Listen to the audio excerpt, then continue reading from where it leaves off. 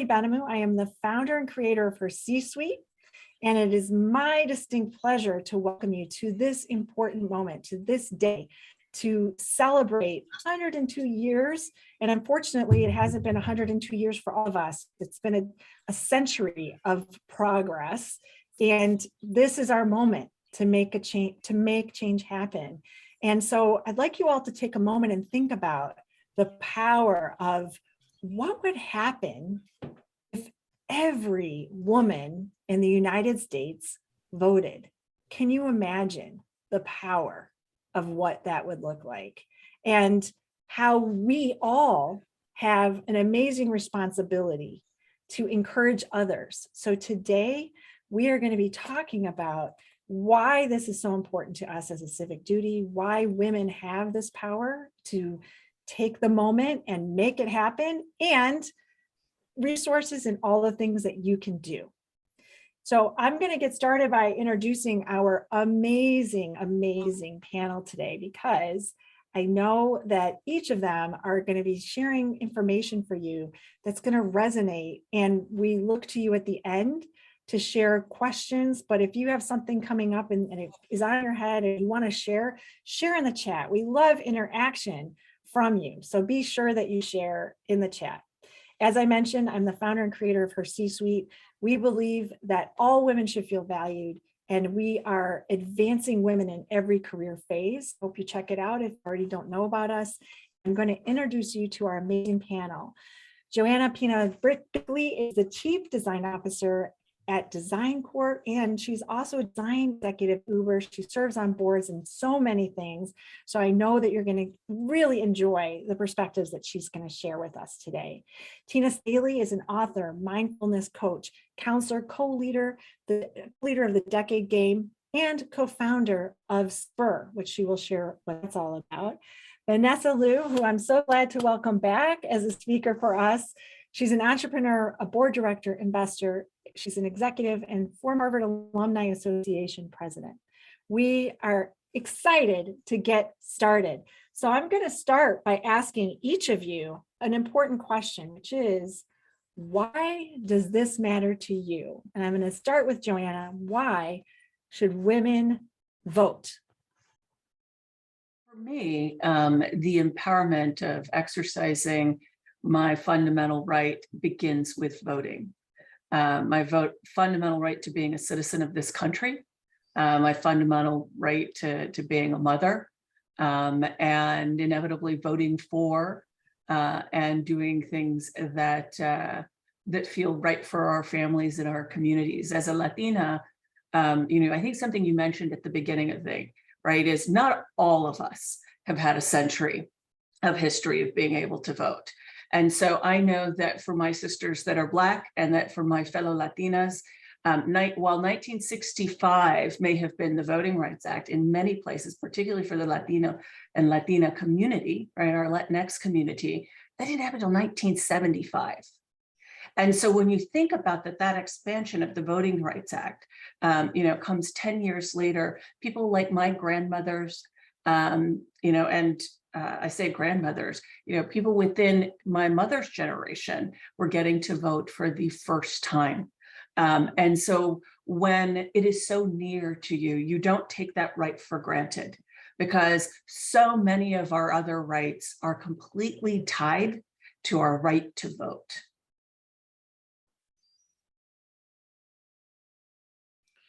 Oh, you might be on mute, Natalie. I was on mute. Yeah, I think I won't do that again, just in case something comes to me. So powerful and so true. And I also am a mother of 2 daughters, which is why this event is so important to me, and I'm super passionate about it.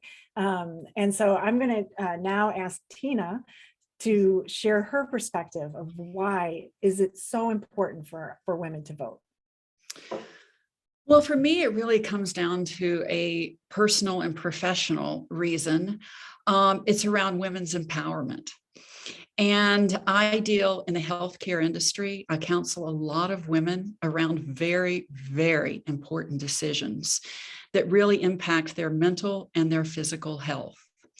And when you are able to feel that you have control over your own body, over yourself, then that gives you a sense of self-autonomy. That gives you the ability to take responsibility for yourself, to make your own decisions, and it gets women out of shame.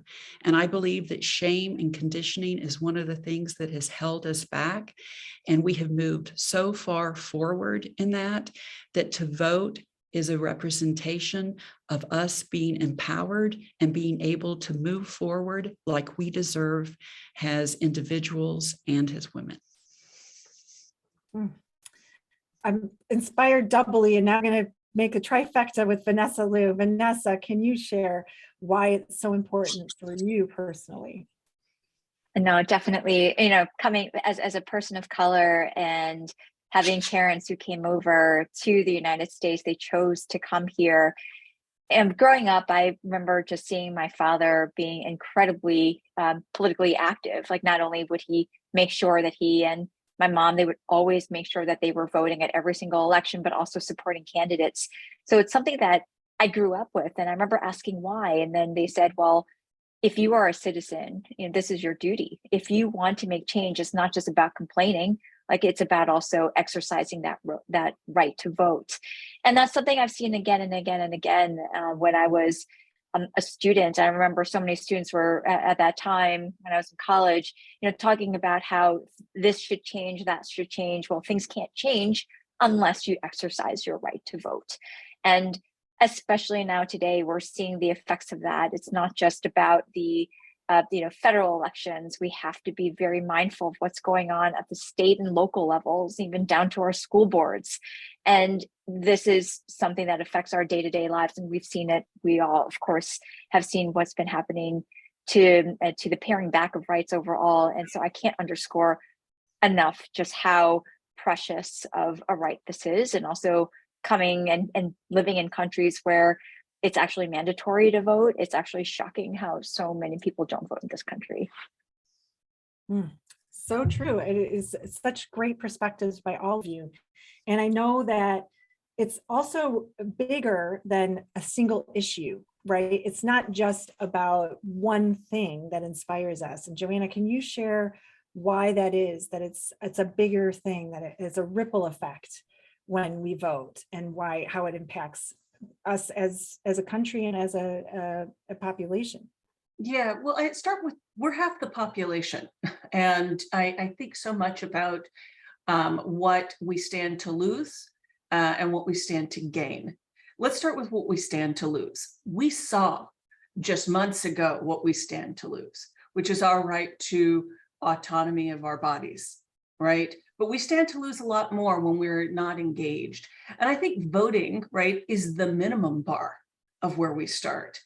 To Vanessa's point earlier, the need for volunteers all around the country and different organizations that are really, we talk about civic duty, but they're everyday civic actions that are needed everywhere at our public schools, our public libraries, right? Because if we are truly to be a free people, we have to do more than just voice on Twitter or do these Zoom meetings, right? We have to actually come from behind our desks, and forgive ladies, we got to get off our asses and get not just to the polls and help people register, but also be looking out for our fellow women. Like, independent of what party you are in, everything is on the table.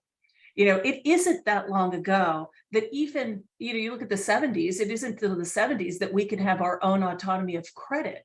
So if you start to look at what begins to erode and what's at stake, it's not just your bodily autonomy, it's economic autonomy, it's your right to live in a neighborhood, or it is your rights to exist and love who you love, right? All of these things is what's on the ballot. And by the way, it's not on the ballot just in this election. It's in the ballot and on the ballot and has been on the ballot for the last 50 years. But when we decide that that we aren't going to participate and we aren't going to be active, we are giving away those rights. And there's a number of I think, organizations that do a really remarkable job of keeping people engaged, but we have to do so in the public sector in a way that I think fundamentally shifts the conversation away from, I think there's, a lot of this, I would say, junk. It is noise, which is culture wars. We're, a group of human beings, and we may not agree on everything, but I think we can agree that freedom is on the ballot every single time we wake up in the morning. And for women of color and for Latinas, and for our AAPI community, our own safety and ability to live in safe places is on the ballot. And whether or not we address, Asian hate, anti-Semitism, our abilities to the right to choose. I'm struggling with the word. It's so often, we talk about, abortion being a driving factor. It should have been a driving factor for the last 50 years because there was a driving factor to take that right away from women. And so when we think about it from that perspective, I think everything's on the ballot, and we choose whether or not we're engaged. Ultimately, is whether or not our children will have the same rights and freedoms that we have. And that, to me, is actually far more important, is that we are planting the seeds with every action that we are doing, with every interaction that we're having with our friends, is that, to me, what's on the ballot every time that I go into the ballot box is my children's future, and whether or not they will be as free as I was during this period of time. What you said is so true. And that's the one thing I feel that this is the most important time, having grown up in the 70s and gone through all this. And we had these rights, and now watching the new road, this is our opportunity to really make a stand. And I'd like to take a poll. I'd love to ask all of you, and we're going to show you a poll and invite you to, we just want to know kind of where are you right now with feeling like you are willing to take action. So this is inspired by what Joanna was just saying, and we're going to show you a poll and invite you to take action. So I'll let our poll pop up.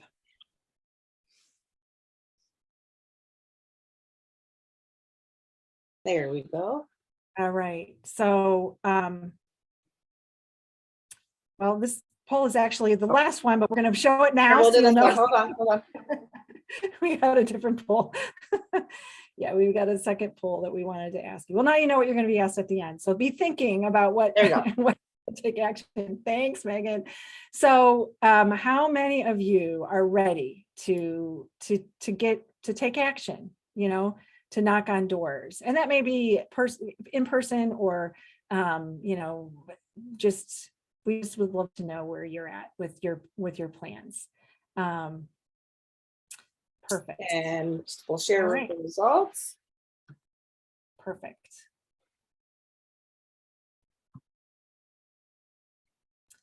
All right. Well, Thanks for sharing this result. So it's like, for the majority of us are pretty fired up. There's 14% of us going, nah, maybe knocking on doors isn't the right thing, maybe the right mechanism, right? Well, guess what? There's 100 mechanisms that you can use. that's right. And for those of you that are sitting on the fence, I'm going to personally invite you to join me in taking those civic actions. That is, we still have time to register people to vote. I think we still have time to talk with people who fundamentally have developed apathy, right? Meaning that elections don't matter, and that this doesn't apply to me. I think there's a really great conversation. I know we're going to all talk about a little bit later how we not just talk to young people, because I have to be honest with you, I live with 4 young voters, and they are more fired up than anybody I've met about what the future and what's at stake, because they know that within their lifetime they could lose a lot. And then I think that some of the more interesting, part of the conversation is around how do we regain and inevitably just have deeper conversations that are respectful with each other, right? Independent of, we can still talk about the issues, and bring forth a sense of civics back into our everyday life in a way that can be incredibly rewarding. I certainly find that when I am participating in anything that has to do with, whether it's at the public schools, working with music programs, volunteering to help teachers, in New York, one of the things I think that's most exciting right now that's going on that I don't know that gets enough attention is that Greg Abbott has been busing at the expense of Texas taxpayers, busing immigrants from our southern border to New York City, as if maybe in New York we thought that might be a bad thing. Let's be very clear, we're the home of Ellis Island. We know how to do, what we know how to do is welcome immigrants. And one of the things that has been wonderful is to go in and talk with these immigrant populations, understand that the vast majority of them, if they could have stayed at home, they would have. These aren't choices that are easy, and they've walked thousands of miles to this great beacon of hope. And, sometimes they need shoes. They've walked, when I say walk thousands of miles, one of the biggest things that they need is shoes, and it's like that. So finding these everyday issues and bringing them down to a human level about what we can do and how rewarding it is makes us fundamental designers of democracy. So powerful. And Tina had an opportunity recently to speak with mobilization. So we're kind of building on what Joanna is saying, and how do we mobilize in ways that really make a big difference. So you recently had the opportunity to speak with a representative from Kansas, and how they mobilized women to get that vote out. And I'd love to hear what that conversation was like, and I'm sure all of our audience would as well. Well, first of all, I want to say that I understand the 14% that are on the fence or not sure, but I am looking at this as a major opportunity for women to come together. As Joanna said, we are half of the population. And we have made great strides as women in the workplace, politically. We still have a long way to go. And this is creating more of a we. And one thing that we did in Colorado with several women is create an organization of people like all of us who want to take action, who don't quite know what to do, but can no longer sit back because it's wrong. And so we created a social political understanding of reproductive rights. We are, like Joanna mentioned, taking action steps, small and large, and really coming together to learn. Because the one thing about all of this is nobody really knows. And when we look at this as an opportunity to come together as a we and open ourselves to learning more about the judicial system than we ever thought, more about judges who are our state attorneys, who's running our states. This is an opportunity for women to own their voice, to lean into that uncomfortable zone and be able to know that in our voices together, from a place that can be heard, we can make the change. And we saw it in Kansas. And that was women coming together. That was the women's vote, all ages. And they did a lot of work with the young women on college campuses and minorities in workplaces. They did creative things. Like we were talking to Barbara Boyer, who used to be a state representative in cancer, who was very much a part of this.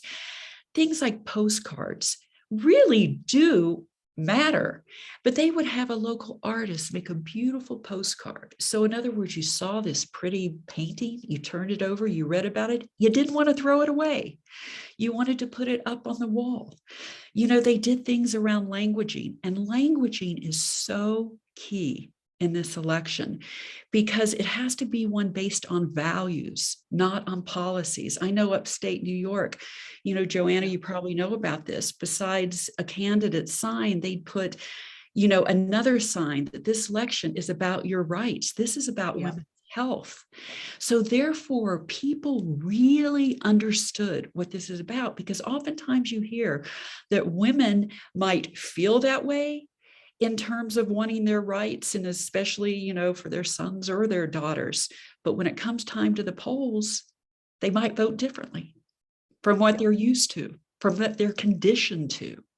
So what I'm really proud of, and I think what Kansas did incredibly well, was really to work on that languaging, to work on values. Certain campaigns are great with those short little bits that really hit home and hit personal within. That's what people relate to. And that's what we have to come down to: relatability, to show that we are all that we are all in this together, and that we all have rights, and actually probably more common than we realize. That's right. So Tina, that's you touched on the New York thing, and I just want to touch on this. To me, New York should give us a little bit of hope. And I mean, this is New York Hudson Valley. I actually lead an organization called Designed by Us, and it shares that border with Ulster County. And so let me give you a little bit of I think the reality of what happens. Just what happens in New York City tends to be very bright blue and a very specific political persuasion. Okay. What happens in the Hudson Valley is exactly usually the opposite. It's quite a purple area and pretty rural. It is the area that is between, if you look at Newburgh, New York, all the way up to Woodstock through the Catskills. And so one of the things around messaging that was so critical, number one, it was a male candidate, which was really interesting, I think. And for a male candidate to come out as an advocate for women, because we are not in this alone. And we won't win our freedoms back, and we won't win a future of freedoms if we don't connect with our with sponsors like candidates that are out there. But understanding that your vote, what was really important was that the candidates in that area understood that they swung for the fences on freedom and rights and women's rights. And that was the difference between 3 votes.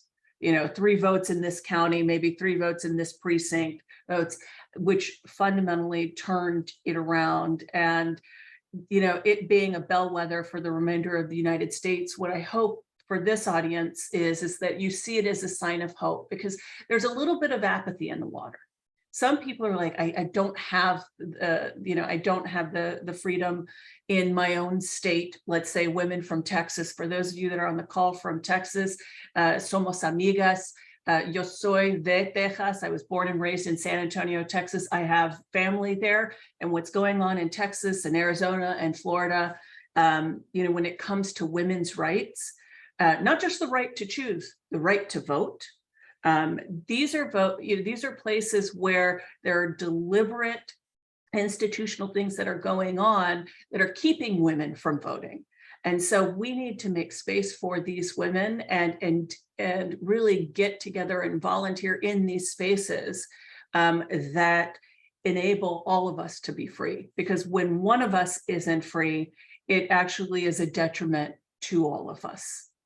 And so I think one of the key things that New York can give us is the hope, right? But hope's not magic. Hope is work. Hope means that we have a lot of work that we need to do in registering voters and creating, the weekend Zoom parties. For those of you who are still not ready to bring a bunch of people together, there's very simple ways that have impact. I don't know about you. One of the things that I have shared with young people, and when I am mentoring and coaching them on how to get into design programs at big corporations, has been, and you touched on this, Tina, that the women were actually sending postcards. One of the things I've tried to do is bring back thank you notes. Why? Because everybody who ever shared a thank you note out of our design program actually got a call back and a job later. So it's a thing that feels old-fashioned, but actually works when it comes from a personal place. It's expressing a value of gratitude, and really clear about what the opportunity is and what the action you want them to take is.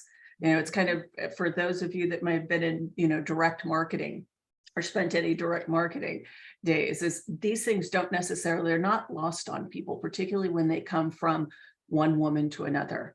And that goes for knocking on doors. I think at a time when we've had a lot of isolation, I knocked on doors in the last election. And I will share with you, number one, yeah, it's not always comfortable to go and knock on a complete stranger's door. However, it worked because it took people that were off the fence or on the fence about a particular topic and gave us an opportunity to have an intelligent conversation about it. And so often I was invited in for a cup of coffee or, hey, you know what, we can't do it now, but will you come back later? There was as much that as there was rejection. I understand not being able to take the rejection part, but you know what? I have actually become more in touch with my community. The benefit of it was actually much more personal benefit to me than I think it was to the candidate, honestly, because one, I know my neighbors, and number two, while I might not agree with them on everything and we may not vote the same way, we are at least actively participating and have a human connection between each other that says the one thing that we can agree on is that the United States has always been about freedom. That's our brand, people. The promise of a freer day. And what is happening is the erosion of freedoms. And so what we want to be able to do is to catapult these issues, both economic, bodily autonomy. The right to an abortion is the right to health care for women. I think we can agree for that. And catapult our sisters that may feel a little bit apathy right now, or just seeing that glimmer of hope and going, maybe the job's done. Nope. The job's not done. That's just the beginning. That's the start line. And we have to look at this as a much longer marathon about planting seeds that we may never see realized. Great leaders, and I think, one of the greatest leadership principles that I've ever worked with, and I think inspired me, is that making hard decisions and doing the right thing and being civically engaged doesn't necessarily mean you're going to see the change within your lifetime. But what you are doing is you are planting seeds for another generation that they're going to have to water and nurture. And I look at, as similar to Natalie and Tina and Vanessa, I'm not sure when all of you were born, but I too am a Gen Xer. I born, in 1973. Our mothers, planted those seeds. It's our job to manage and water them. And for what it's worth, we didn't water them in 16, and we didn't water them in the election before that. And we have got to come back and regenerate not just enthusiasm, but that engagement to be habitual, to be every day, and not to be just for this election, but for every election, every 2 years. Yeah, the long road. Yeah. Well, I know for Vanessa, you talked about your family, and you also are involved in a different demographic with your work you're doing. And I would love for you to share both how that resonated and then also the work that you're doing and how important that is for women to be active. Yeah, definitely. Maybe just I just wanted to also say something, just reflecting on Joanna's and Tina's comments, and how fundamentally the right to vote is also tied to the whole notion of what does it mean to be a citizen. And there's actually a great podcast out there by this actually a friend from school, Baratunde Thurston, and he has a podcast called How to Citizen. So he makes citizen a verb, like to citizen. That means, how do you participate? How do you make a difference? Because it should be a verb. And I remember growing up and thinking like, wow, all you have to do is just like follow along, read the news, and what will happen will happen. And that's not the case. I remember when I was in college and I was really active in our local school organization called the Institute of Politics, and we had public servants come in and spend time with us. And it started dawning on me, because they were saying like, the moments that a lot of these people were publicly elected officials, and they decided to spend a semester at Harvard after making a transition. So Bill de Blasio is going up to Harvard this fall, now that he's transitioned out of the mayoral office. And they always said, the calls that we get into the office, we tally those, because that determines what our constituents want. And it made me realize like, wow, if you just sit there and say, I am very, for or against a particular issue, but you don't actually take the step to voice it, your publicly elected officials won't know. And so what they will hear are the voices that are really loud. And if you think about what's happening in our country right now, like if you think about Roe v. Wade and how that basically the whole Dobbs case came about, is because people who are really savvy at navigating our political process were able to use it to get their voice out, because they realized that the other side was just sitting down, just sitting back, not doing anything. And so that's why it's so important to citizen. So how do you citizen?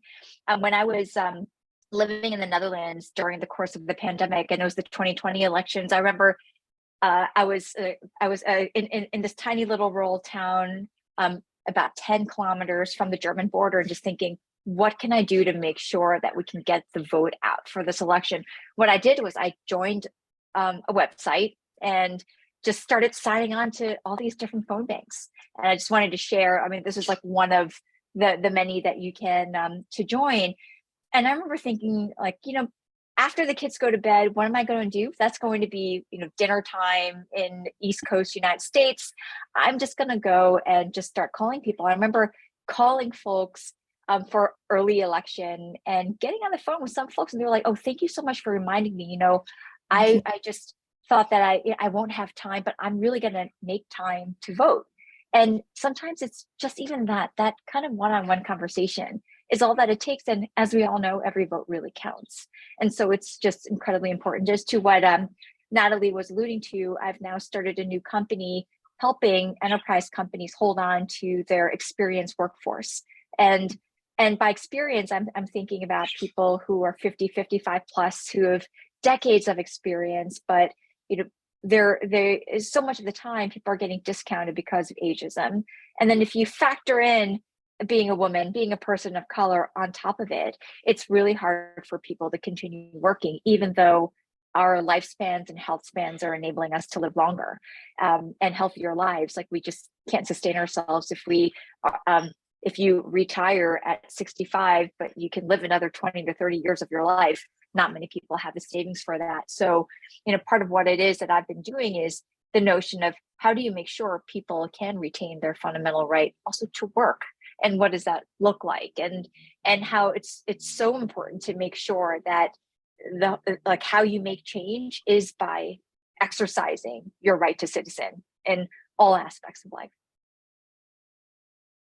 So true. And I think your example is inspirational for anyone that might be a citizen that's, we are a global community, and there are citizens that are outside the US and they feel like they can't take action. And what you shared, and we first met when you were not back, you were in the Netherlands. And so I didn't know that story about you, which I'm so glad you shared it. But it doesn't matter where you are, as long as you actually do the small step. And I think people get overwhelmed sometimes about it's much, I don't know, but the phone call, the 3 votes, the smallest of margins is what we're talking about, and why just doing one act of kindness of sending a card, like Joanna said, or, making your voice heard is so, so important.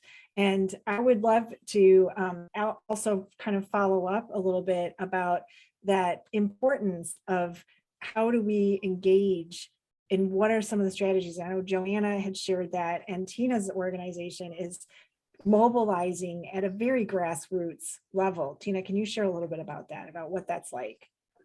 Well, what we're learning is that we have to we're in this for the long term, and we have to look at short-term goals, and we have to look at long-term goals. And obviously our short-term goal is the vote. Exactly why we're on this call right now is about the vote.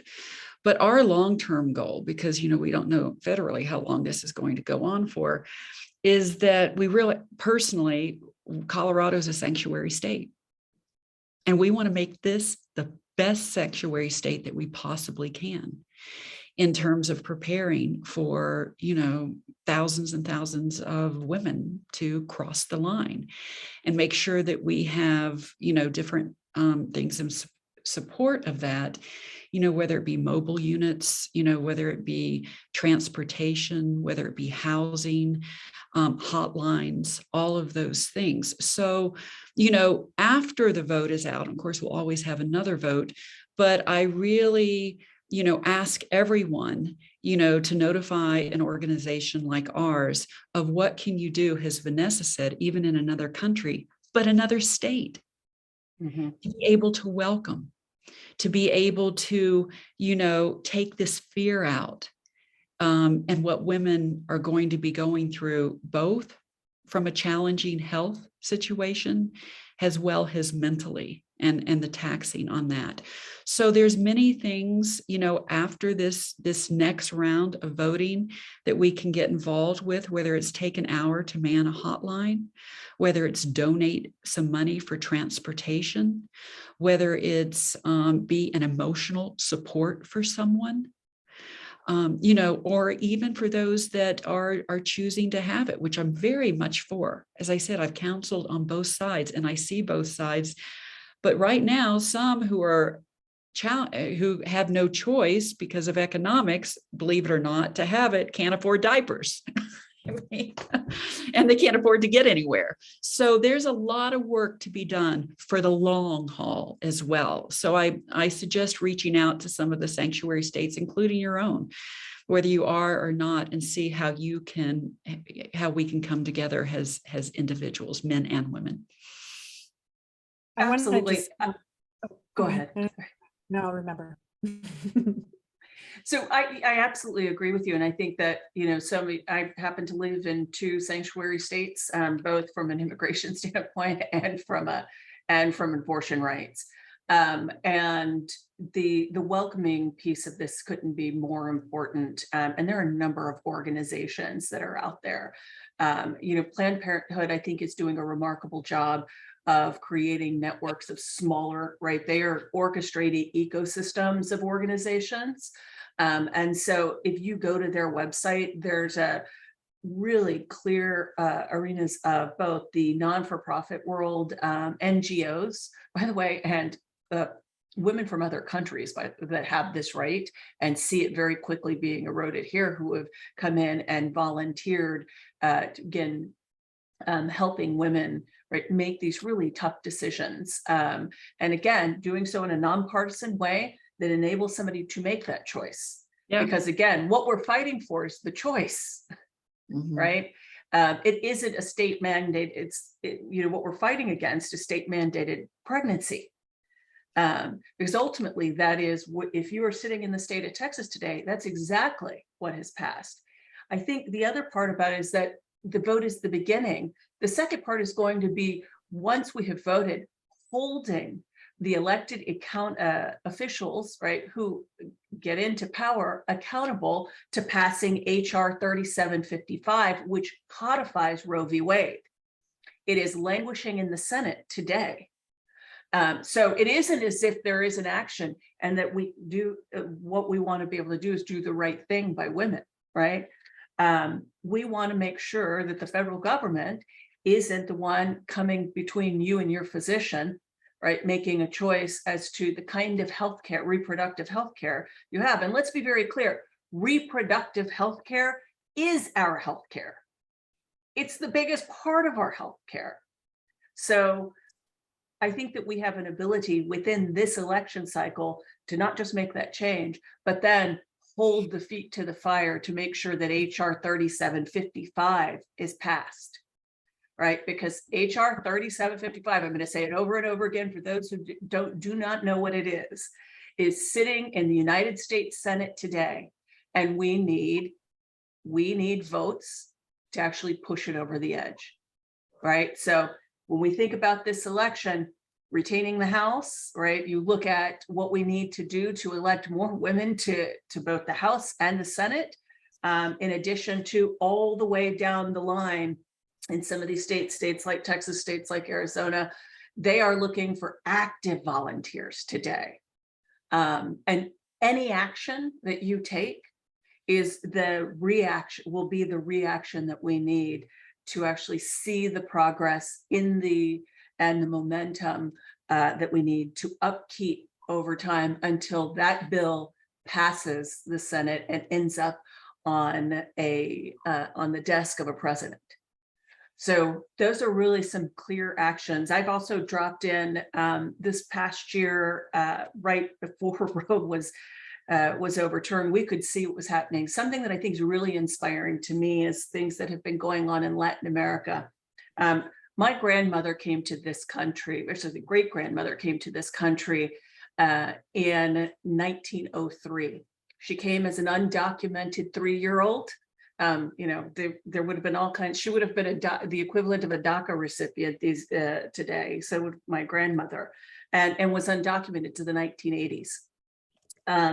It is through that path and that journey that, at a time, one of the things that I think Latino women have been doing in Latin America over the last 30 years has been fighting for their right to bodily autonomy, healthcare, and safety within their things. And for those of you who have been to any of the marches and see women wearing green, it's really important that the symbol of women's freedom is the color of green. And it comes out of a movement out of Latin America where women, in Latin America, Mexican women have more rights today than women of America. And so we need to look to other countries to see what were the little interactions and actions that those communities took, right, to actually gain their freedom, gain their safety, gain their bodily autonomy. So I did drop a link there to this particular movement, which is called Ni Una Menos, not one woman less. And so when we think about not one woman less, that means not one woman less in the voter box, right? We're also talking about the voting rights, because we know that's at risk. And when we don't vote, it puts it even more at risk. So when we think about that draw that we need is, I think we have a lot to learn from the women around us, right? We may think we're the freest, but the reality is there are women just south of our border that have a lot to teach us in the little actions that they took over a 20-year period to secure their rights to vote, to secure their most recent rights to bodily autonomy, and their rights to be safe and secure in their communities.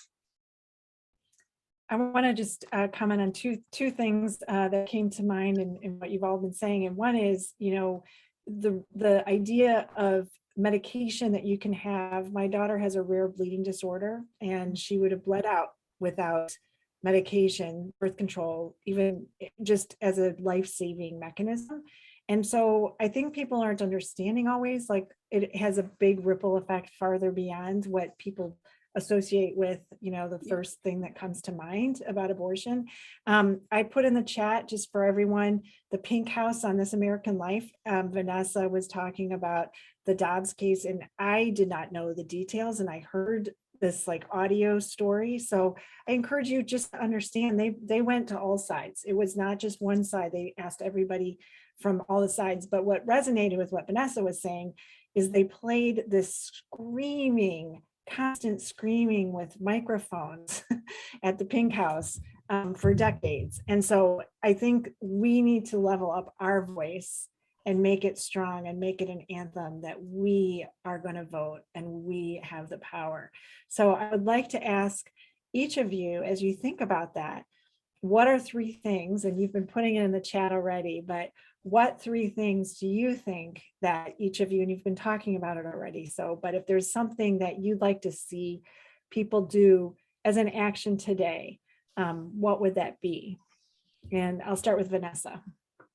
Well, if maybe before we go into the 3 things, maybe just one thing just to show what's been happening, and an area I've been spending a lot of time on over the last few months, and this is coming out of my the term I just finished as president of the Harvard Alumni Association. So I don't know if many people know, but there's a case that's going to go before the Supreme Court challenging race-conscious admissions, and it's actually it's putting at precedent when over 40 years of legal precedent upholding the use of race when it comes to admitting students in higher education. And that's the case law that corporations in our country base so that they have a diverse workforce. And so a lot of people, number one, don't even realize this case is coming up next year. And of course, with the conservative majority that's in front of the Supreme Court, it will mean, if it goes the way that we think it will go, will mean that race is not going to be used as a factor, which also has ripple effects throughout our whole entire society. Yeah.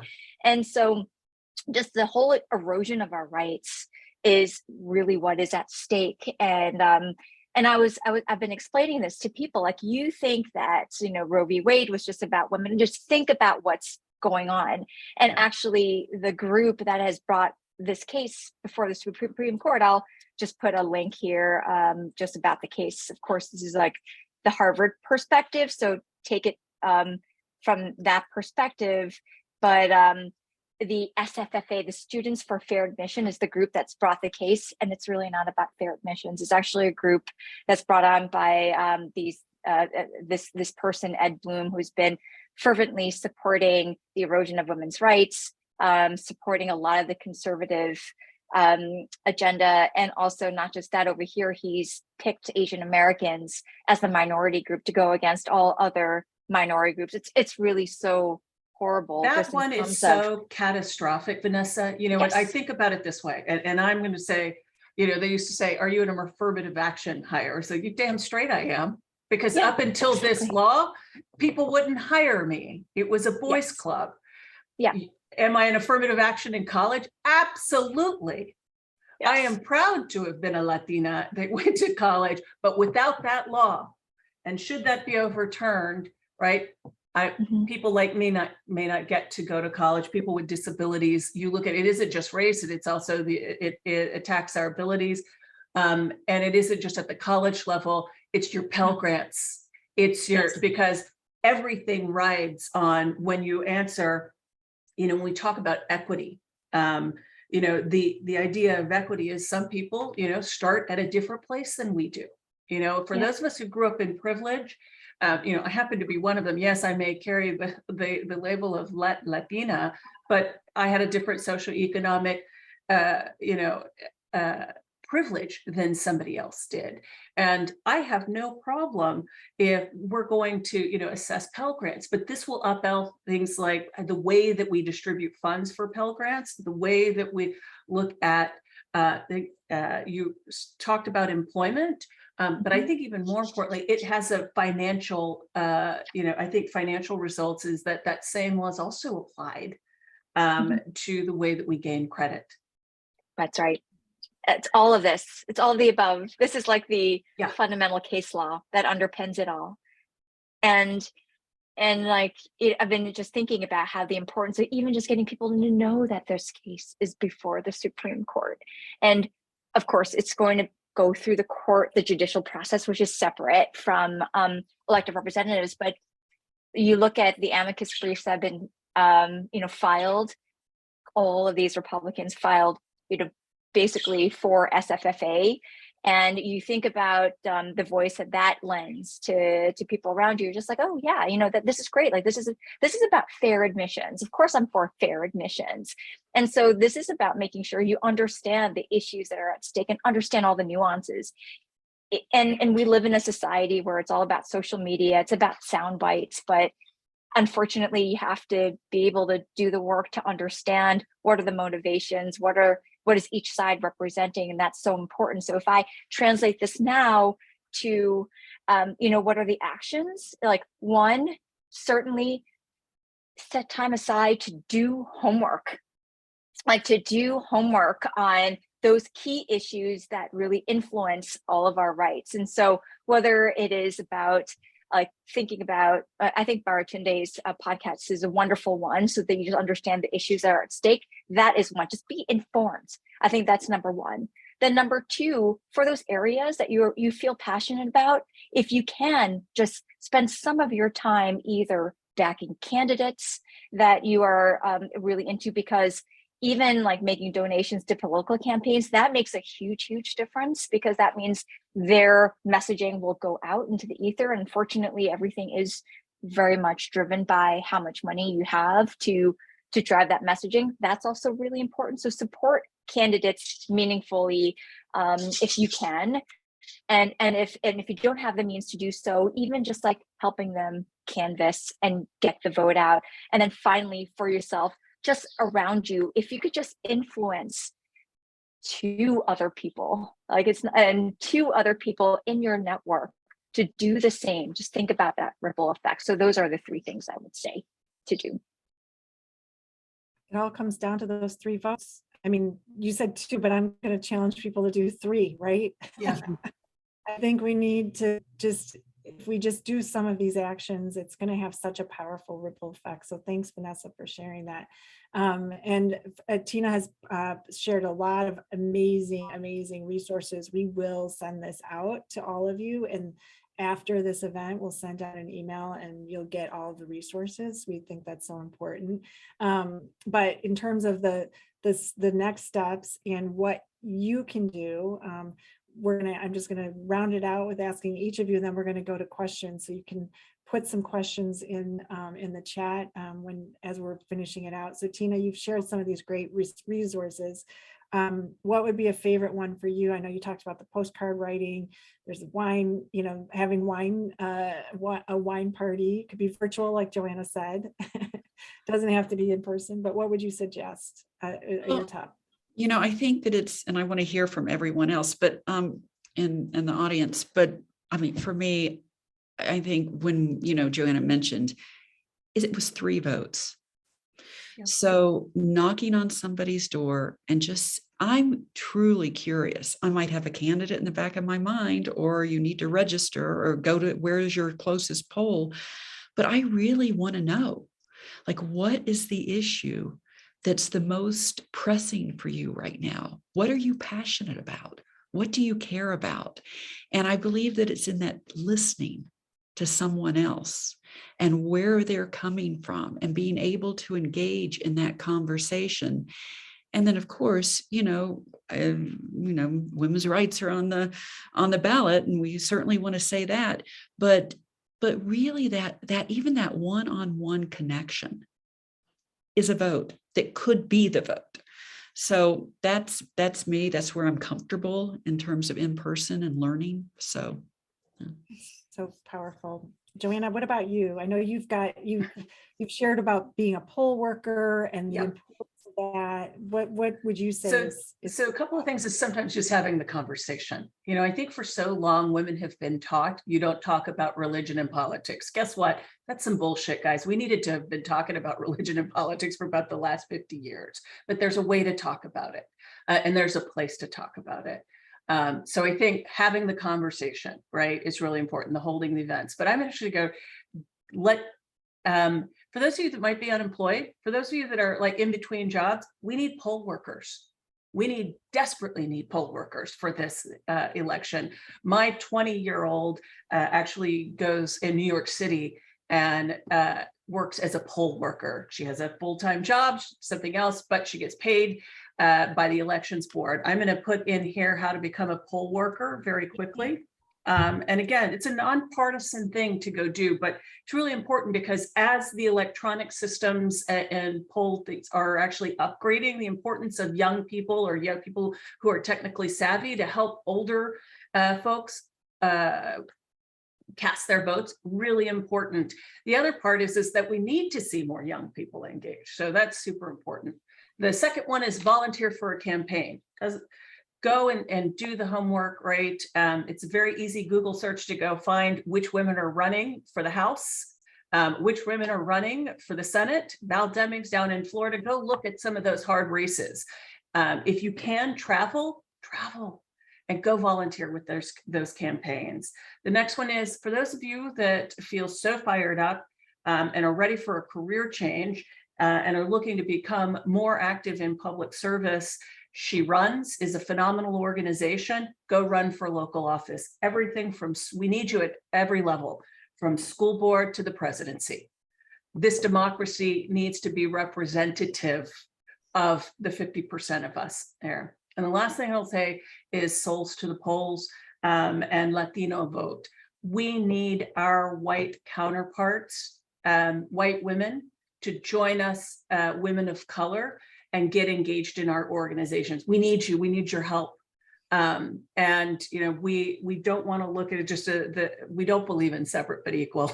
Okay, like you got to take a look at this from the aspect of we need white women to use their privilege to help give us that stage, and give us the power to vote, because inevitably you will get your rights always before we do. And so I think it's really important that we go and come out of our comfort zones, our racial comfort zones, and volunteer with things like Souls to the Polls, the Poor People's Campaign, and Voto Latino. It's another really great organization where you can use your time to go and do things like registering people to vote and getting young people and getting into impoverished neighborhoods where apathy may have set in, and enable those voters and give them confidence that their voice matters. So amazing. And I'd love to take a quick poll, our last poll for today, because we've been talking about this.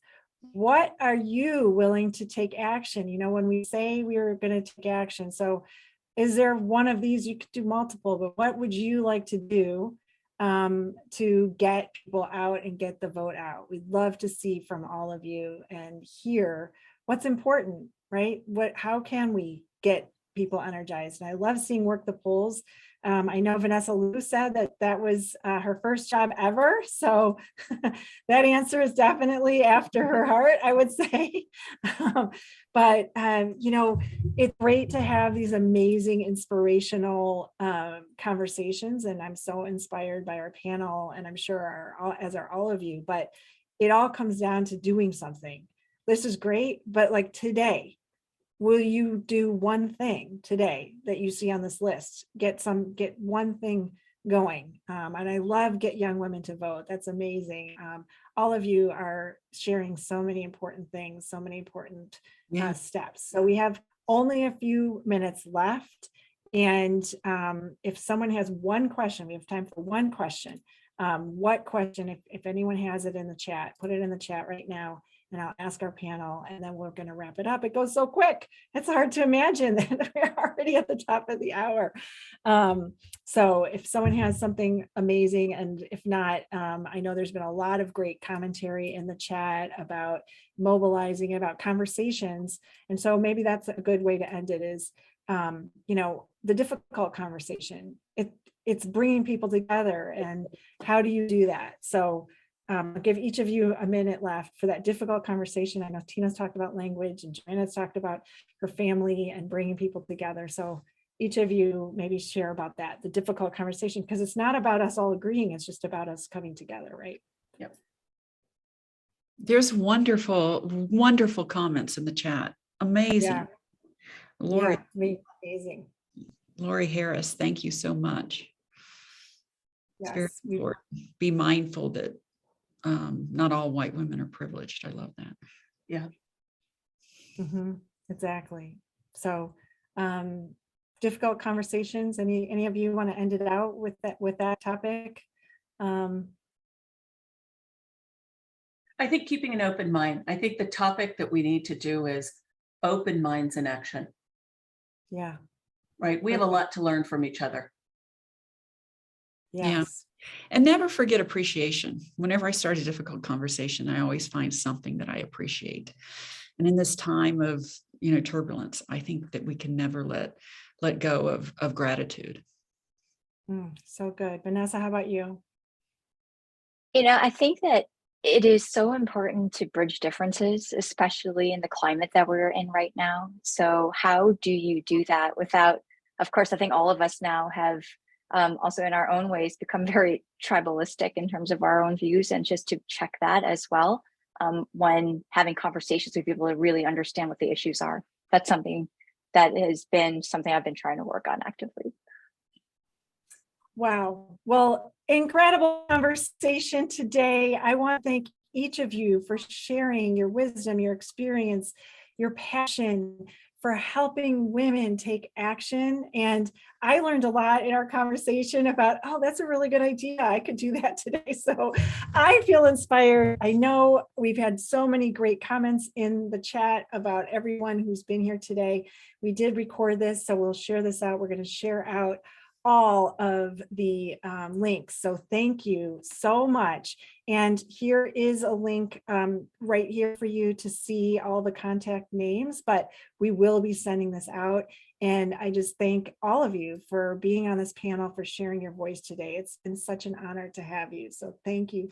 Thank you. Thank you from the bottom of my heart for being here today. Thank you.